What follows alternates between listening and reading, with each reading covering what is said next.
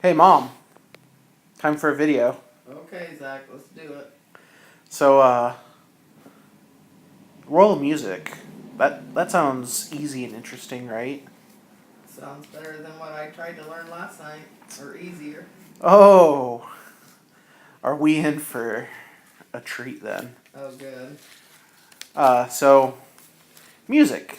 That seems like something easy to understand, right? You have people that make the bloop bloop noises on computers nowadays, like techno, dubstep, stuff like that, Yeah. like modern music.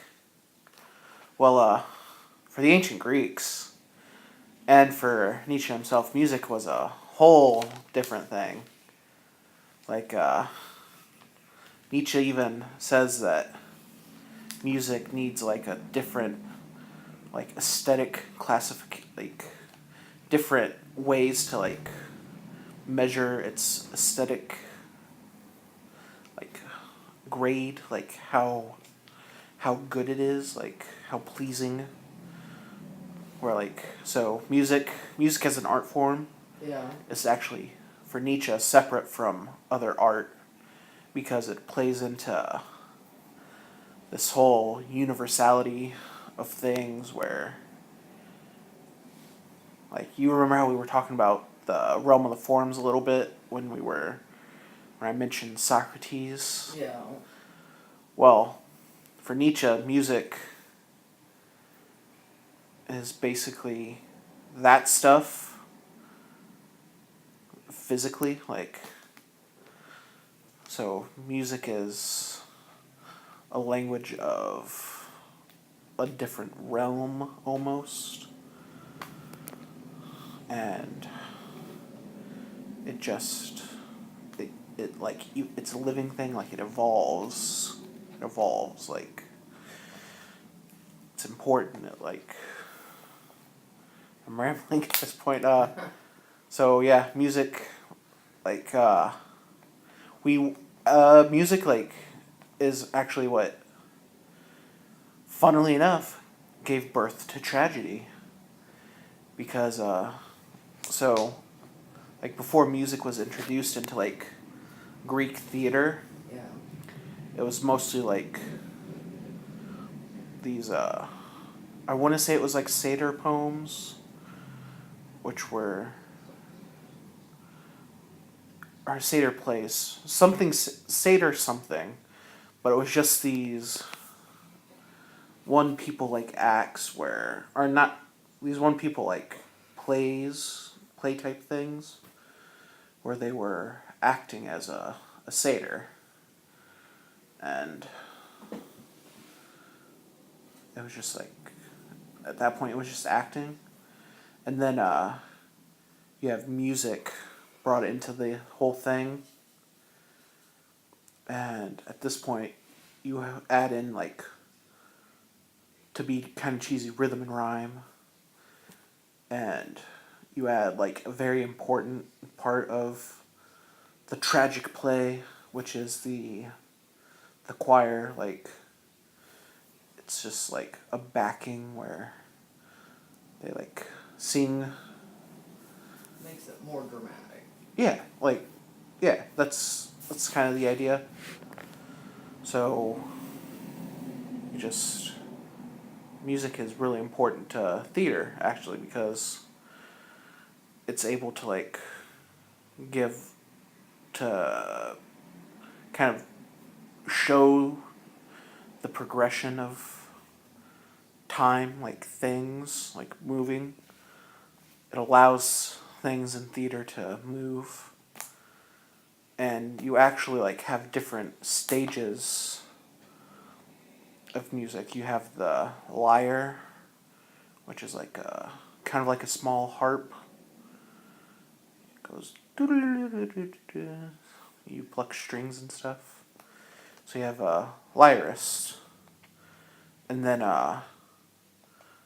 when music started being put into the theatrical stuff, you have the evolution of something called a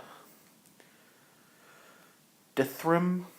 It's I don't know how to pronounce it, but I think if I'm remembering correctly, it's a stringed instrument, and you have a person just playing this instrument and setting like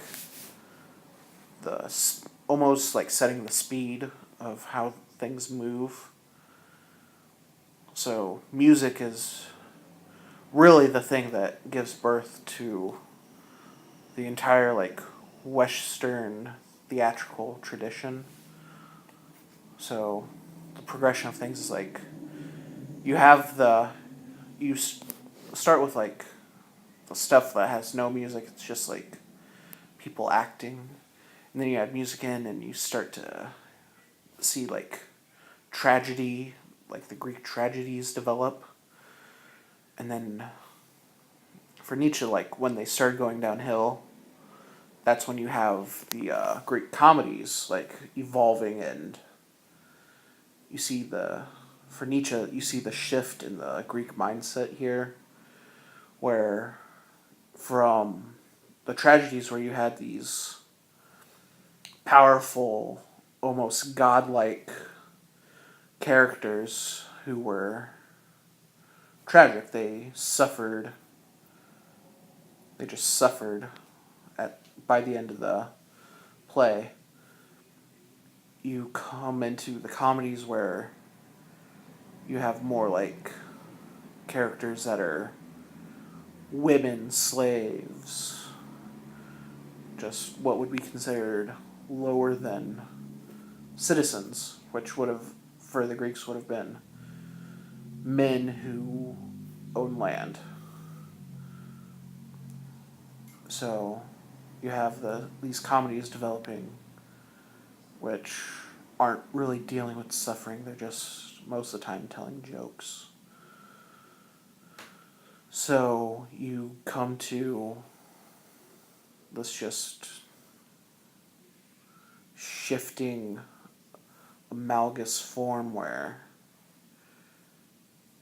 you eventually come up with a new form of the dithyramb. Like it's actually like new dithyramb. Once again, do not think I'm pronouncing that correctly. Probably butchering that word. But it's just a new style of music. I think using the same instrument.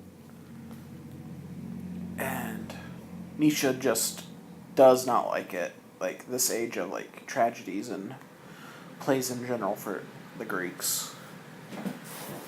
And you kinda keep that stuff going for a long period of time, and then you get to around Nietzsche's period, and he says that like there's no one really successful.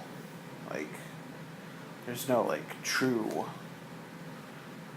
artists like when it comes to music now.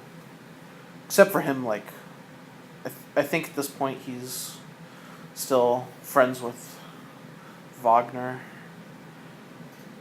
But later on he says like Mozart was comparable to Wagner, and he kind of cuts Wagner out for being kind of a Nazi. Yeah. Nietzsche did not like him any Nazis. Probably thought they were. I'm not going to make jokes about Nazis, never mind. That's. Nazi jokes aren't funny.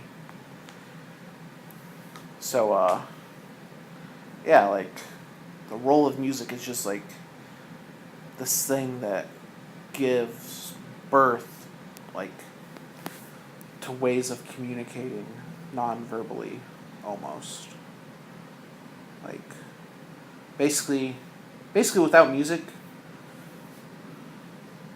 well, probably as a species we like wouldn't have advanced very far artistically, but we probably wouldn't have like films and stuff now. Yeah, I mean, to me, music adds emotion into Yeah, exactly. Like it sets tones. whether it's happy, sad. Yeah. fast, slow. Right. Cool.